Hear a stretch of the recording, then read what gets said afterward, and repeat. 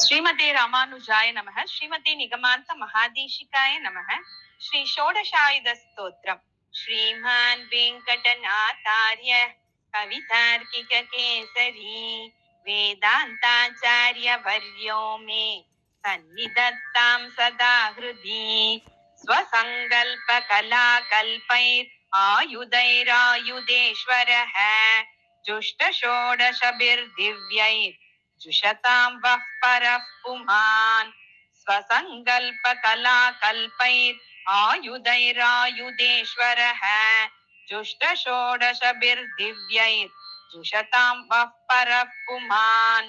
यदा यत्तं जगच्चक्रं कालचक्रं च शाश्वतं पातु वस्तत्परं चक्रं चक्ररूपस्य चक्रिणः यत्प्रसूति शतैरासन् रुद्राः परशुलाञ्छनाः स दिव्यो हेतिराजस्य परशुः परिपातु वः हेलया हेतिराजेन यस्मिन् दैत्या समुद्धृते शकुन्ता इव धावन्ति शकुन्तः पालयेत वः दैत्यदानव मुख्यानां दण्ड्यानां येन दण्डनं हेतिदण्डेश दण्डासौ भवतां दण्डयेद्विषः अनन्यान्वय भूभक्तानां रुन्दन् नाशामदङ्गजान् अनङ्कुश विहारोऽम्बः पातु हेतीश्वराङ्कुशः सम्भूय शलभायन्ते यत्र पापानि देहिनां स पातु शतवक्त्राग्नि हेतीश्वरस्य वः अविद्यां स्वप्रकाशेन विद्यारूपश्चिनत्ति यः स सुदर्शन निस्त्रंशस्तौतु वस्तत्वदर्शनं क्रियाशक्ति गुणो विष्णोर् यो भवत्यति शक्तिमान् अकुण्ठ शक्तिः सा शक्तिर् अशक्तिं वारयेत वः तारत्वं यस्य संस्थाने शब्दे च परिदृश्यते प्रभो प्रहरणेन्द्रस्य पाञ्चजन्यः स पातु वः यं सात्विकम् अहङ्कारम् आमनन्त्यक्षसायकम्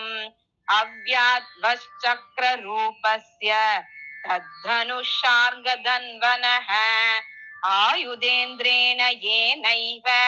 विश्वसर्गो विरच्यते स वः सौदर्शनः कुर्यात् पाशविमोचनम् विहारो येन देवस्य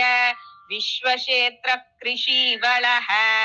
व्यञ्ज्यते तेन सीरेण नासीर विजयोत्सुवः आयुधानाम् अहं वज्रम्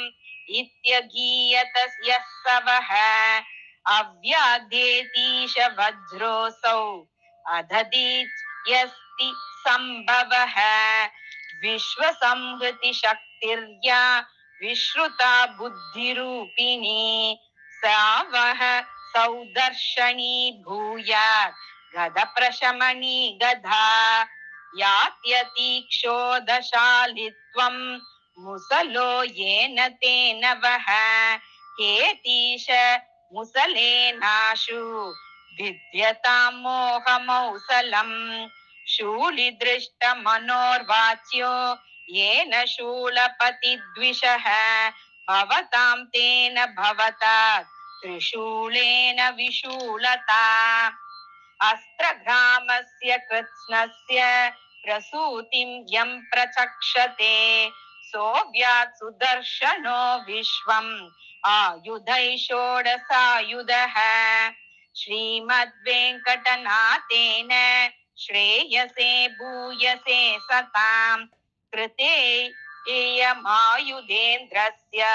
षोडशायुध संस्तुतिः श्रीमद्वेङ्कटनाथेन श्रेयसे भूयसे सतां कृतेयमायुधेन्द्रस्य षोडशायुध संस्तुतिः कवितार्किकसिंहाय कल्याणगुणशालिने श्रीमते वेङ्कटेशाय वेदान्तगुरवे नमः इति श्री षोडशायुधस्तोत्रम् समाप्तम्।